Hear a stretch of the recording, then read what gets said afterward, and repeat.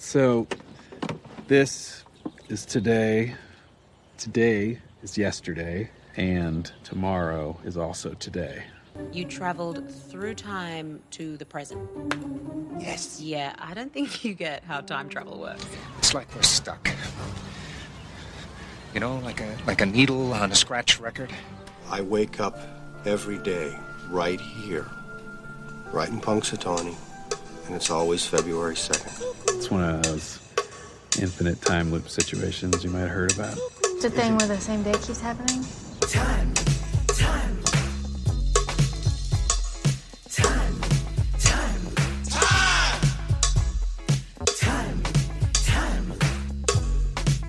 Slow down! What are you, in a damn time loop or something?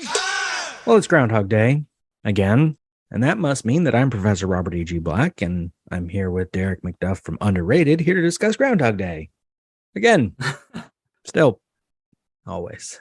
Welcome. Thank you for having me, man. I'm excited. I love when I do my notes for this show because I don't do a lot of descriptive stuff of what's going on the screen because I've seen this so many times. It's just like, what do I need to note here? That's it. Other ones, it'll be like a detailed breakdown of here's everything that happens in the minute. This one's just notes in the side column. It's seared in the memory. Yeah, that makes sense. Now, what's your experience with Groundhog Day as a film? So this is actually one of my mom's favorite films, interestingly enough.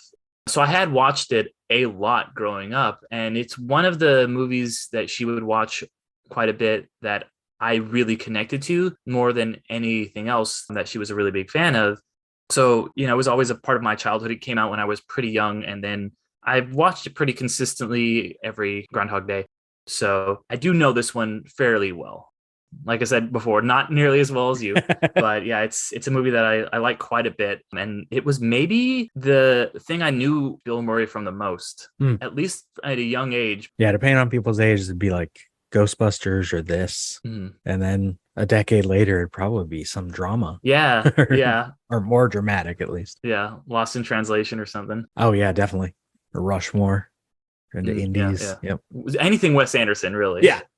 Yeah, he's been in most of them. I think he's been at in least every a small single part. One. Yeah, he's had at least a cameo in every single one. Well, good for him. Yeah. And we are in minute 29, which means we are on the third Groundhog Day. And we are at the diner. I will only note one extra in this scene because we'll get a better glance at who's in this scene later because they filmed all the diner scenes together. So the extras are consistent. I had to note, and I really need to reach out and get him as a guest because it would be hilarious. The annoying dancing extra is waiting for a table. It's a guy I got really annoyed with watching the movie a lot because at the banquet at the end of the movie, him and his date, actually, I think they're both in line here. For some reason, he always bugged me more. Keep going between the camera and Phil and Rita. Like their extras were just trying to be on camera. They were probably told to do that to make it look more like a crowded dance floor. But yeah, it's like, stop getting in the way. You're not the subject of this film. And then, of course, he's on the IMDb as an unlisted extra. Of course. Because he probably went for an acting career. Maybe he even became an actor. I need to check. Phil has just gotten the joke that doesn't happen much in the movie. It happened a lot in the original script. The Phil, like the Groundhog Phil line. And they say, look out for your shadow there, pals. This minute begins. I kind of like his response. He's always a bit rude and sarcastic, but this one works. Just morons, your bus is leaving. It's a wonderful Bill Murray kind of line. Murray has this dry wit where he just says things that are like subtly hilarious. Like it's not like laugh out loud funny, but you're like, wow, that's really like a lot of stuff like that. Like that's been his whole career. His whole kind of shtick has always been like just saying the subtlest, funniest thing. Yeah, and he says this in a way where you can imagine like there is a bus waiting. Like it's not immediately clear it's an insult, and they're like, wait a sec, he called them morons. So it reads well. And we cut to Larry arriving. He says, you guys ready? We better get going if we're going to stay ahead of the weather. It's a line we'll hear a few more times later. And Rita, I talked about this last episode, I believe. We talked about the TV trope of a conversation cut where the conversation will be going and then we'll switch to a different scene, but the conversation continues as if it's the next line. And in my notes here, I'm like, Rita's clearly a fan of that because she already sat and ate a sticky bun and drank a coffee before asking Phil what was going on. Now she's suggesting they continue the conversation back in Pittsburgh when it's going to take them an hour and a half at least to get there. Yeah. Like they're just going to sit in the van awkwardly, I guess. Just kind of like, just listen to the radio. We won't talk about it. Pittsburgh is where the conversation needs to be had. Yeah. They need to have this conversation. Your talent is having a problem, producer. You need to solve it. Otherwise, you get back to Pittsburgh, they're going to blame her. Yeah. It's her job. Larry's just listening along, perplexed by all this. As Phil says, I'm not going back to Pittsburgh. Why not? Because of the blizzard. I thought you said that was going to hit Altoona. Yeah, I know that's what I said. And you could tell it's like one of the first times he's like, yeah, this thing that I was wrong about, which is, for him now 3 days ago, which will be for him years ago. Yeah. That he's just like every day he has to explain, okay, I got that wrong. Just like it just becomes over and over. That's his life. Well, it's one of the great setups for this movie is his job as a weatherman, which ended up sort of a coincidence. It was literally that Groundhog Day was the next holiday on the calendar when Ruben opened up his calendar. And then he's like, oh, and people go to Punxsutawney for that. So we'll set it there. There we go. And who goes there? Newscasters. But a weatherman's job is to predict the future. And Phil failed. Yeah, very good point. Very good point. And real fast, just talking about that, I guess, it's a coincidence, but a very happy coincidence of him setting this on Groundhog Day, because I think if you ask people, what are the movies that people go back to regularly, it's always something where there's like a specific time or a specific day. And, this being like I said earlier, I go back to this every Groundhog Day, or you have something like Friday the 13th, you watch that when that rolls around. Christmas movies, that's a whole Halloween genre movies, of films to be revisited at once a year. So if you can find a weird, unique reason for someone to come back to your movie, aside from this also being just eminently rewatchable, that calendar date that is affixed to it makes this even more rewatchable. Well, just that it has a specific day means the TBS marathon every year. Yeah, they show it for 24 hours. People are going to watch it every year. Even if they see only a few scenes of it, they saw it and they remember, oh yeah, that's on today when they're bored on February 2nd. And honestly, I am always like, there's always a part of me that's a little surprised / disappointed when I wake up on February 3rd. And I'm always kind of have to check.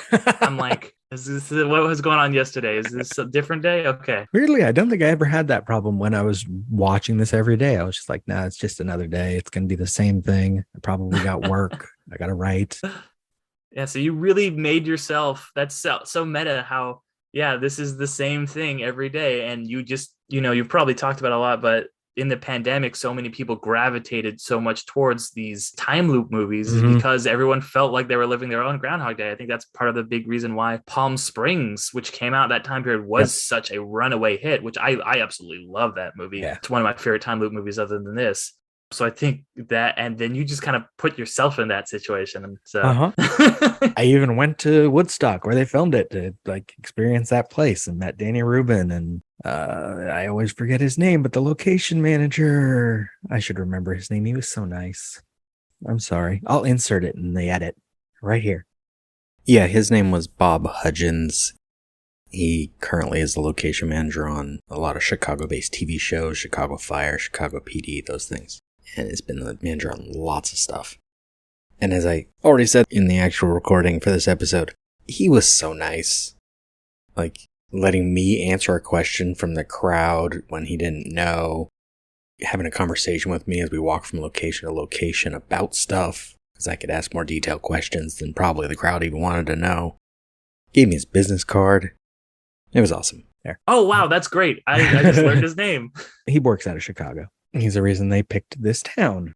They were looking at a lot of different towns. They wanted something with a town square. And he was not the location manager, but he worked with the location manager on Planes, Trains, and Automobiles. Okay. And part of that movie was filmed in the square at Woodstock. And he remembered, oh, this town right over here on the map has this. That's one of the things you don't think about too much when it comes to movies. There's obviously so many people. And I did a project not too long ago for Watch Mojo about like the top 10 places that you can actually visit for movies. And there's actually one pretty close to me that's tragically kind of shutting down that they shot That Thing You Do In. Or one of my favorite stories from a location scout is the location scout for Top Gun was just kind of like looking around San Diego all day. And he's like, all right, let me just go get a beer at this like local barbecue place. And they're like, oh, wait a minute. This would actually be pretty good. Be good. Yeah. Speaking of That Thing You Do, they filmed in the Ambassador Auditorium where I went to church every week as a kid. Huh. So very cool. Pasadena. But back to Phil, as Rita tells him, Phil, I think you need help. That's what I've been saying, Rita. I need help. And we cut to the interior of a doctor's office. This is a cover set. It's just 2 walls and the whatever. I don't think they can actually see the bed, but I believe they had a bed so they could frame the shot right. As Phil is sitting on it. And Harold Ramis in the cameo, specifically because they basically had this scene set up so they could film it whenever it rained. Okay. They had a couple little sets they could use. That makes sense. And this was one of them. And so with Harold Ramis is going to be there anyway, so he played this part. When I was watching the minute, I was like, oh, cool. I get the Harold Ramis minute. I get the cameo minute. That's really awesome. Yeah. It widens from a shot of x-ray of a skull to the neurologist, played by Harold Ramis, looking at them. And I kept looking up to see whether or not you can see all these things on an x-ray. And it was hard to figure out because he's like, no spots, no clots, no tumors, no lesions, no aneurysms. And I'm like, I don't know if you can see all those things on an x-ray, but I could not find a clear answer on that one. Medical professionals, let us know. Right. He does suggest if you want a CAT scan or an MRI, for more details. So there are other ways to do this. But I like that he does this thing where he gets really close to the x-rays. And he blinks a lot when he turns around because he's been up by that bright light. Yeah, I noticed that. I was like, that's a cool little character choice that I only noticed because I was rewatching this minute. I never noticed it in the movie before, but it's a nice little quirk that he brings to it. And he does a couple annoying things in this minute as well. He says, no aneurysms, at least none that I can see, Mr. Connors. Of course, if you want to get a CAT scan or an MRI, you're going to have to go into Pittsburgh. I can't go into Pittsburgh. Why can't you go into Pittsburgh? I told you there's a blizzard. And I don't like the delivery on this next line. He's like, oh, right, the blizzard. Like, he doesn't believe it. The guy's a weatherman. Yeah. That's the thing. I'm like, oh, he says it like it's a delusion. Like he says it like, I can't go into Pittsburgh is like he just said the sky it's is Western purple. Pennsylvania. Like, they have blizzards, especially in February. Yeah. I'm like, because one weatherman said there wasn't going to be a blizzard. Like all right. Like you could look outside. It's, very cold. It's getting stormy. I don't know. He's like, you know what you may need, Mr. Connors? And this is one of the other things that bugs me in this moment. Not just delivery on the right, the blizzard. That one's funny. So it works. I don't understand it, but it's funny. Ramis mouths a biopsy as Murray says it. Oh, okay. I did not catch that. He's getting ready for the timing for the joke. And I'm like, no, don't do that.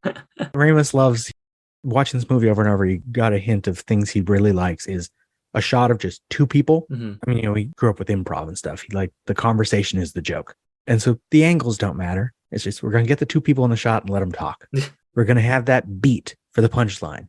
And this is he's waiting for that beat. He needs him to say a biopsy so he can pause and say a psychiatrist because that's the joke. And it's a funny joke. But the more I see this one, the less I care.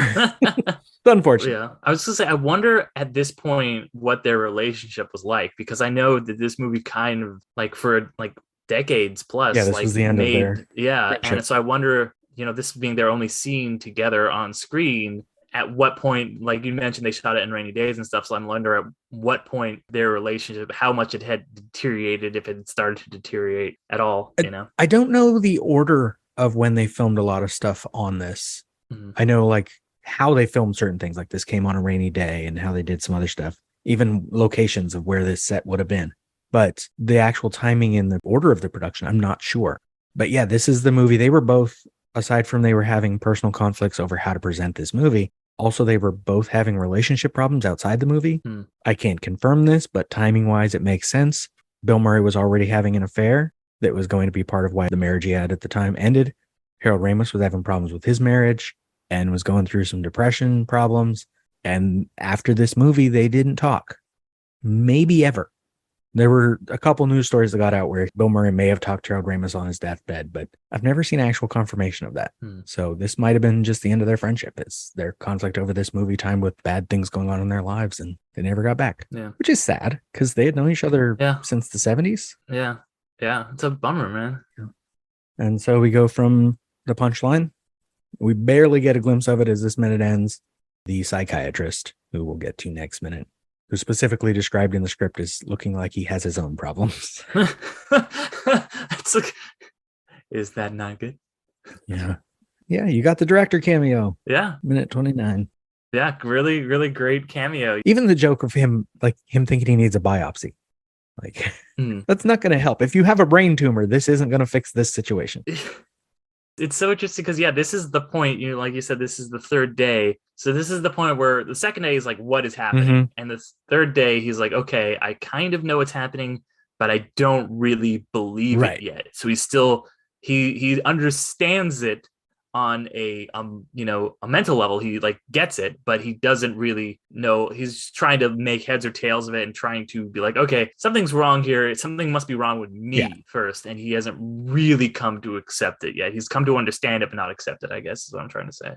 He's got a little bit of a problem. This wasn't going to be my time loop of the week, but I'll mention it. I rewatched Oculus recently, which isn't quite a time loop movie, but there's time manipulation going on. And in that movie, they have this very specific problem where their reality and the way they see it can be altered by the situation. And so they literally would never be able to tell if the alarms actually went off or if their safety measures happened. And it's like this. You can't go and get a scan and have that fix this problem, because if you're hallucinating or as in the musical, he thinks he maybe had a stroke and forgot the year since last Groundhog Day. It's like, you wouldn't be able to know if that isn't working, no matter what the doctor said. Exactly. You wouldn't even know if the doctor's saying it at a certain point if you don't believe reality is real. But he's got to go through this day 3 where he's challenging it. And finally, in a few minutes, he'll get to that point where he's like, oh, wait, I know what I can do with this situation now. So this is leading us into the plot, which makes sense at minute 29. Coming up on the end of Act 1. Most of life is just junk, right? It's filler. And then there's these moments when all the randomness turns into something perfect. It's like life's dropping all the bullshit just for a second to show us how amazing it could be all the time if it wanted to. I don't know. I think maybe we're supposed to become like better people. Though I honestly don't even know how that could be possible. Ever think about it? We must miss so many of them. All those tiny perfect things are just poof, gone, lost forever. But not today. That is a disturbingly inspirational idea, Mark. It's a perfect day. You couldn't have planned a day like this. Well, you can. It just takes an awful lot of work. Time.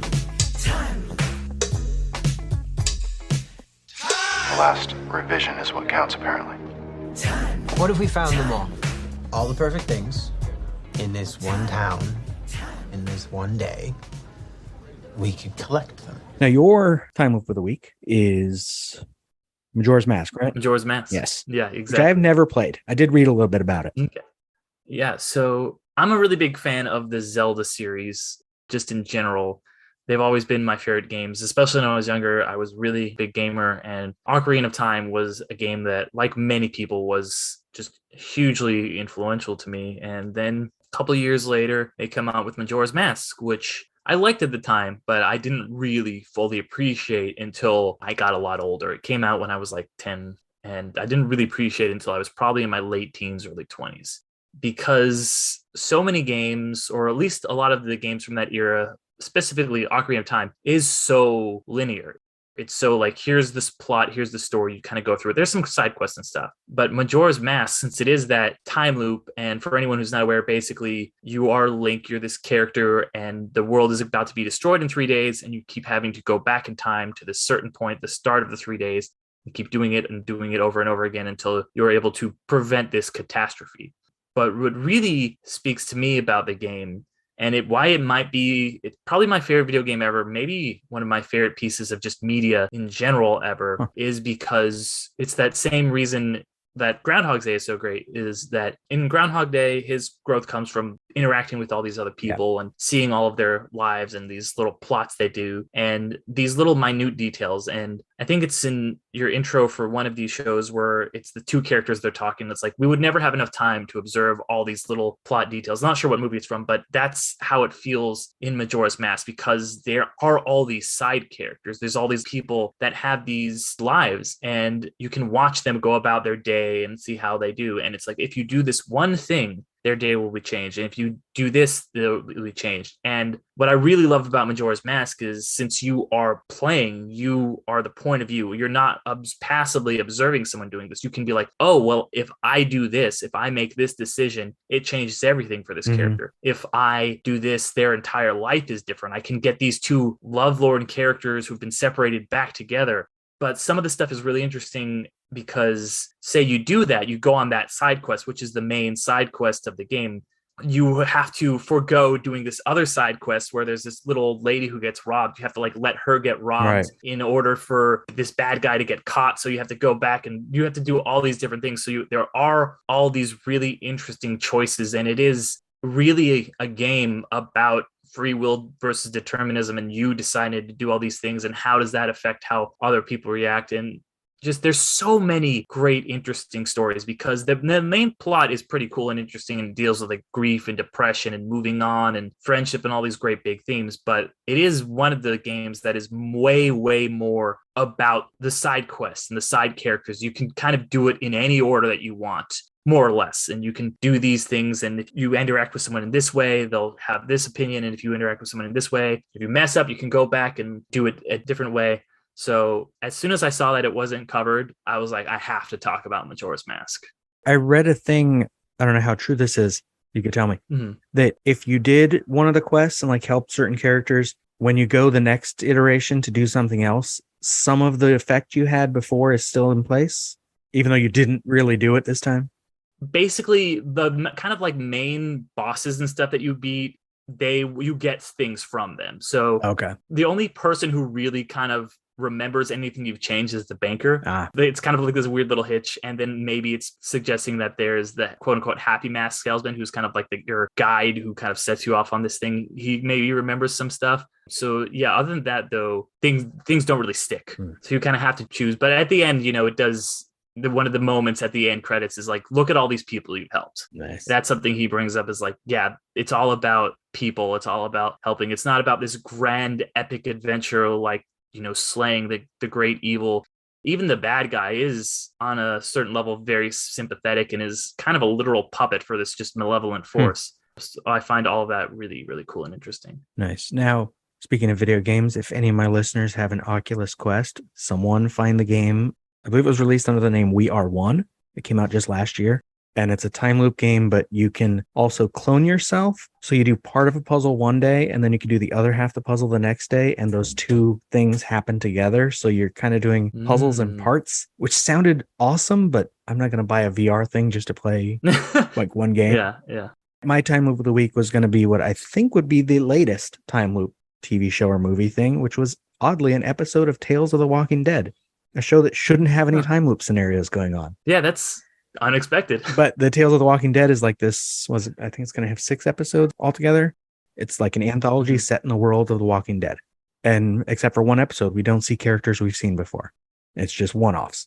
And the second episode is called Blair/Gina, is this boss and the secretary at an insurance company right as like the outbreak is starting, and their day ends up in a truck exploding that kills them both.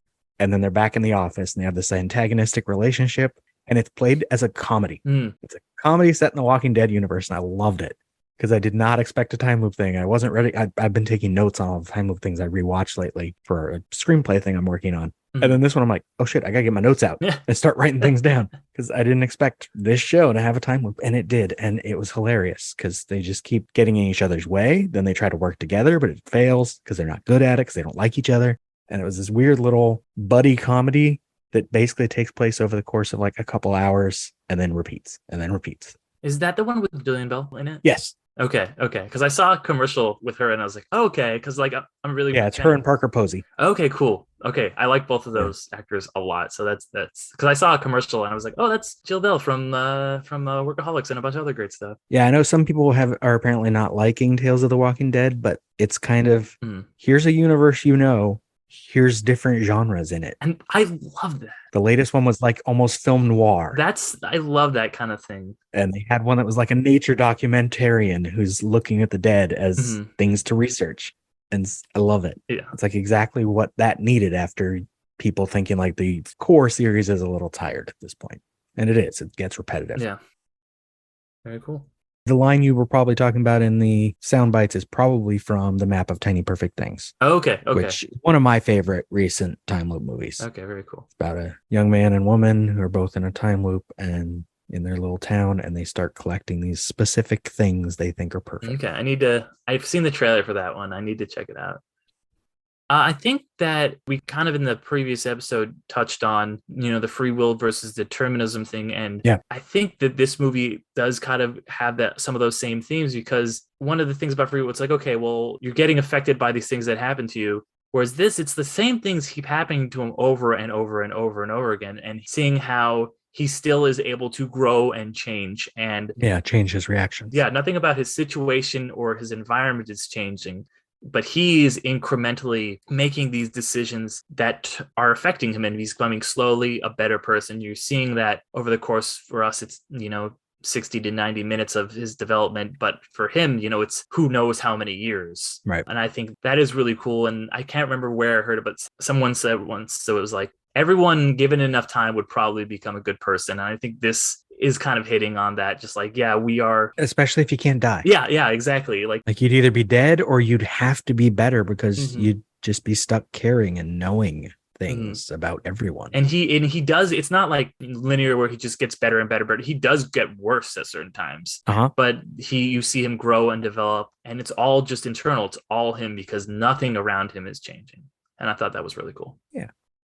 And if people want to hear you talk about other movies, where can they do that? Yeah, my podcast, Underrated, where we talk about underrated films, is on all the podcast apps. So just look up Underrated or Undercast Company, because I do a few podcasts under that kind of moniker, me and my friends. So we're on Instagram and all that good stuff. You can find my writing just looking up Derick McDuff on Medium, or find some of my stuff on Watch Mojo. I've done freelance for them and a couple other places. But yeah, definitely check out Underrated, where we talk about underrated films. And I'm always looking for other suggestions. So if you guys have any, let me know. And I still haven't put it in the outro, so I'll say, in addition to my stuff in the outro, listen to The First Syllable on Fridays also, where I am slowly piecing together my time loop screenplay, which I haven't even written any of yet, because I'm trying to steal things from too many other time loop projects. Deliberately. It's an homage. It's not stealing if it's deliberate. Well, no, that's the point, is if I put in so many that almost every line of dialogue includes some specific line from another movie, it's no longer stealing. It's like, what's that movie where it's just Seth Rogen is in it? Paul, like every single line is just a reference to like some sci-fi movie. But this, I have a list on IMDb of time loop related. That's TV episodes, movies, or video games. Oh, okay, wow. And that list right now is at 270 something. I have seen almost all of those at least once, and now I'm going through and watching them again and taking notes. That is dedication. That is dedication. It's taken a while, but it's fun. Thank you for listening. The Groundhog Day Project Minute by Minute is just one part of an existential trilogy of podcasts.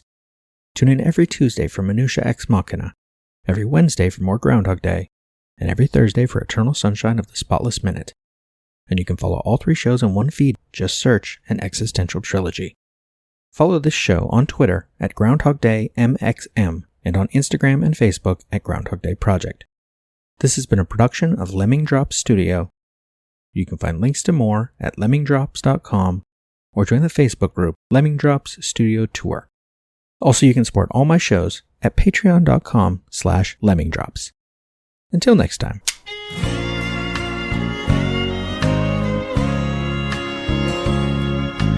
First, I played the game by the rules from 1 to 10. Then you took me round again. I think I have traveled through time. What is wrong in the end which never comes? Or which comes again and again, lapping, like waves. Since the Big Bang set everything in motion, everything that happens in this universe has to be the way it is. Man, are you hungry? I haven't eaten since later this afternoon. Particles unfolding the way they're destined to. How do you sleep at night? You've never seen Groundhog Day? Yeah, you know Groundhog Day is not a documentary.